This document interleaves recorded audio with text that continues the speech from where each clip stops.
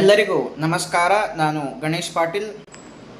ನಮ್ಮ ದೇಶದ schedule caste ಮತ್ತು ಶೆಡ್ಯೂಲ್ ಟ್ರೈಬ್ಸ್ ಈ ಜನಾಂಗದ ಮೇಲೆ ನಡೆಯುವಂತಹ ಅಟ್ರಾಸಿಟೀಸ್ ಅಫೆನ್ಸಸ್ಗಳನ್ನು ತಡೆಯುವ ಸಲುವಾಗಿ parliament the schedule ಕಾಸ್ಟಸ್ and schedule tribes prevention of atrocities act 1989 ಈ ಒಂದು ಕಾಯ್ದೆಯನ್ನು ಜಾರಿಗೆ ತಂದಿದೆ. ಅಟ್ರಾಸಿಟೀಸ್ ಅಪರಾಧಗಳು ಯಾವುವು ಅಂಥೇಳಿ ಈ ಒಂದು ಕಾಯ್ದೆಯ ಸೆಕ್ಷನ್ 3ನಲ್ಲಿ ಡಿಟೇಲ್ ಆಗಿ ಕೊಡಲಾಗಿದೆ.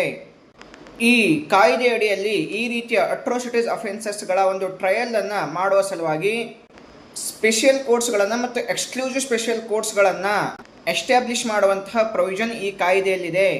ಮತ್ತು ಈ ಅಟ್ರಾಸಿಟೀಸ್ಗೆ ಒಳಗಾದಂತಹ ವ್ಯಕ್ತಿಗಳಿಗೆ, ವಿಕ್ಟಿಮ್ಗಳಿಗೆ ರಿಲೀಫ್ ಮತ್ತು ರಿಹ್ಯಾಬಿಲಿಟೇಷನ್ ಪ್ರೊವಿಷನ್ಸ್ಗಳು ಕೂಡ ಈ ಕಾಯ್ದೆಯಲ್ಲಿವೆ.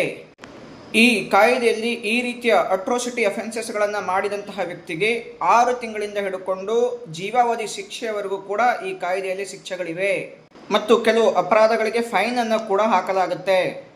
ಆದ್ದರಿಂದ ಆ ಜನಾಂಗದ ಜನರು ಕೂಡ ಮನುಷ್ಯರಾಗಿರೋದ್ರಿಂದ ಅವರ ಮಧ್ಯೆ ತಾರತಮ್ಯ ಮಾಡಲಾರದೆ ಸಮಾನತೆಯಿಂದ ಬದುಕಬೇಕು ಅಂಥೇಳಿ ಈ ಒಂದು ಕಾಯ್ದೆ ಹೇಳುತ್ತೆ.